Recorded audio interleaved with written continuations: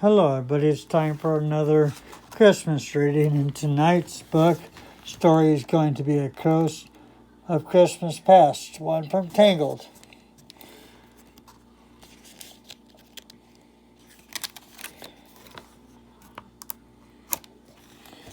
All right.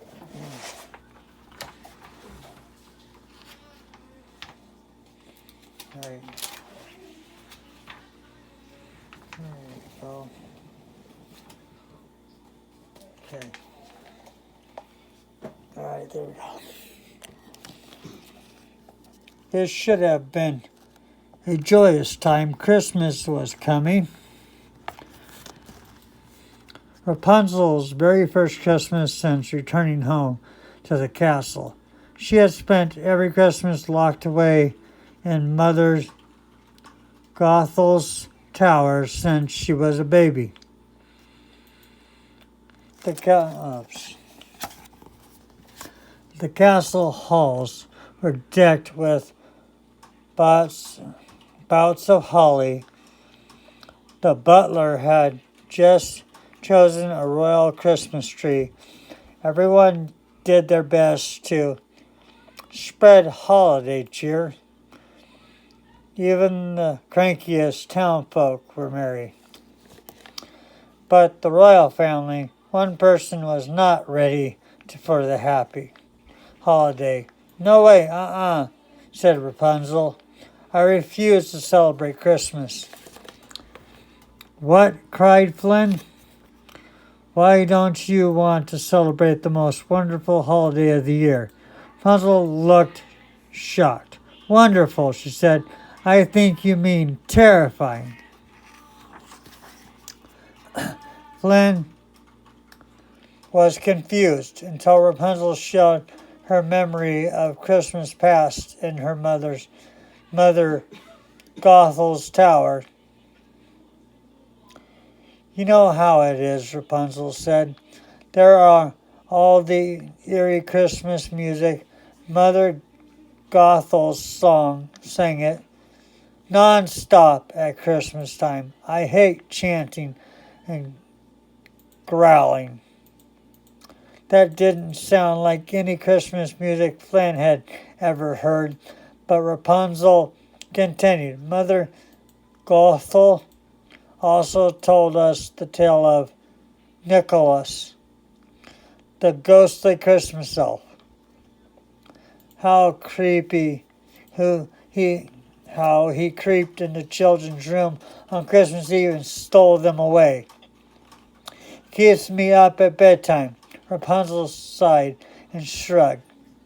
"But I guess that's why all kids have trouble sleeping on Christmas Eve."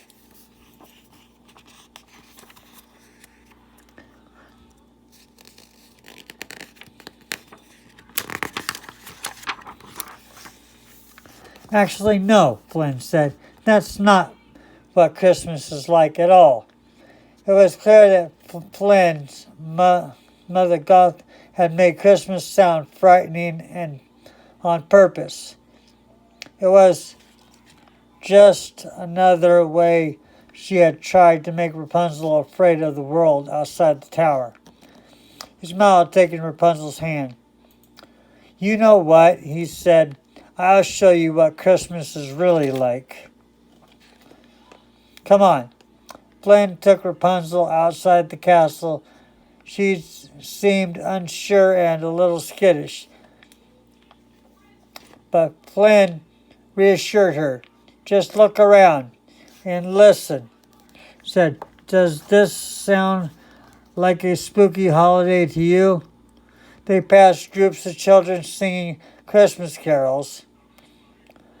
The sound was sweet and soothing. The words were all about hope and joy. It was like no Christmas music Rapunzel had ever heard before.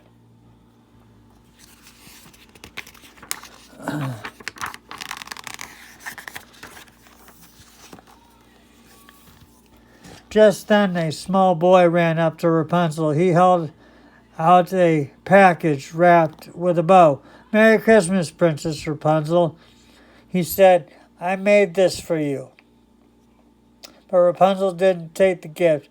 Her eyes widened in alarm.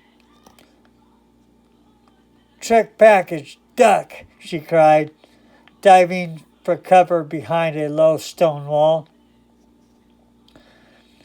She peeked out wearily from her hiding place. Flynn and the children stared at her in disbelief. "It's not a trick," Flynn said. "Just a gift." He opened the box. Inside was a hand-woven crown of evergreen. Slowly Rapunzel walked over to him and took the crown and placed it on her head. "A real Christmas gift," she said, as if she hadn't heard of such a thing. Not an exploding trick package. She knelt by the little boy and took his hand in hers. "Thank you very much. So much."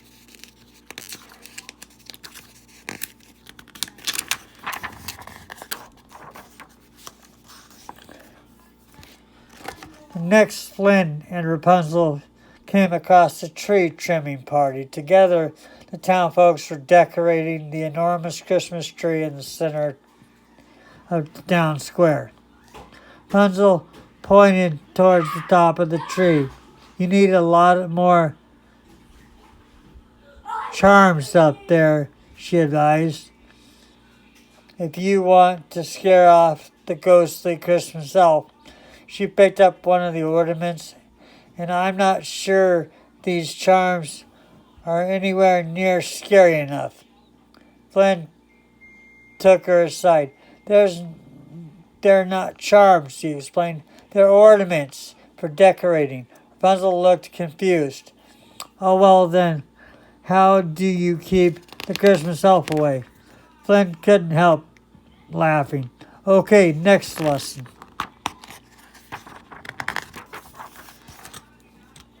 They went back inside the castle where Flynn read Rapunzel from several books about St. Nicholas. "Oh, we had this one at the orphanage," Flynn said, holding up a red and green book. "See, St. Nicholas isn't a ghostly Christmas elf. He's a jolly old fella who travels and far and wide on Christmas Eve, bringing gifts and to all the boys and girls." Flynn showed Rapunzel drawings of small bearded men carrying a sack full of presents. "Definitely not kidnapping." Rapunzel and Pascal looked at each other, marveling at the idea. And to think of all those Christmas Eves they spent huddled together by the fire, too afraid to sleep. "You mean children have trouble sleeping on Christmas Eve because they're excited?" she asked. Flynn nodded. "That's right," he said. "So now that you know what Christmas is really like, do you think you might be interested in celebrating this year for real, for the first time?"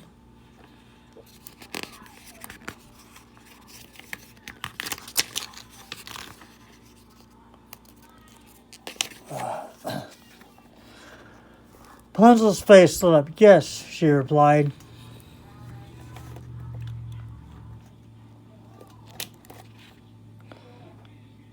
They sprang into action.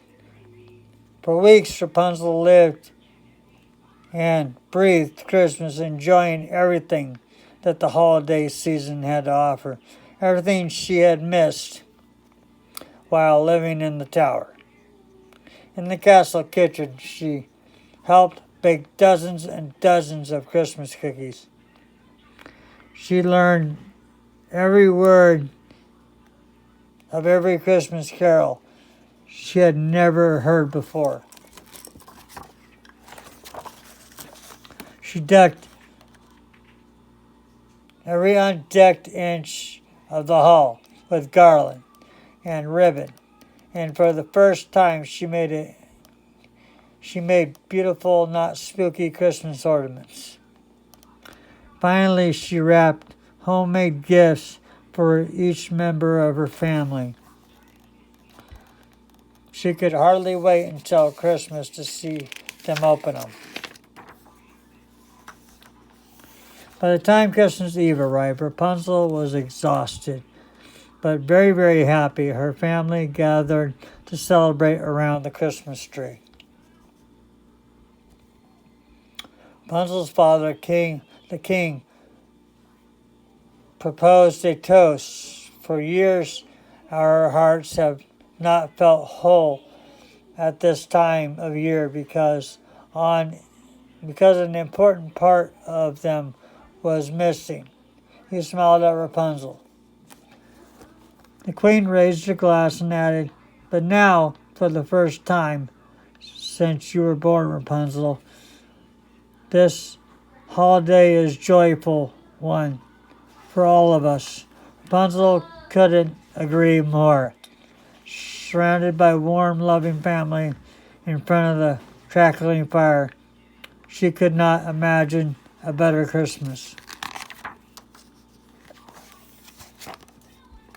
Rapunzel sighed happily and flopped down next to Flynn on the cozy seat.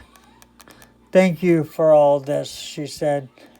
"I should really be thanking you, Flynn and me. You know, this is my first Christmas with a real family. All those years in the orphanage, I knew what Christmas was supposed to be like, but it's somehow never felt that merry. Till now." Flynn and Rapunzel sat together in front of the fire, waiting for Christmas to come. But before long, Rapunzel fell asleep. Flynn smiled. After all, those spooky, sleepless Christmas Eves is in the tower. Rapunzel had certainly earned a peaceful holiday. It had even been wonderful Christmas Eve, and there would be many more like it for years to come. All right, well, that was tonight's story. I hope you enjoyed that one. Till we see each other again tomorrow. Bye-bye for now.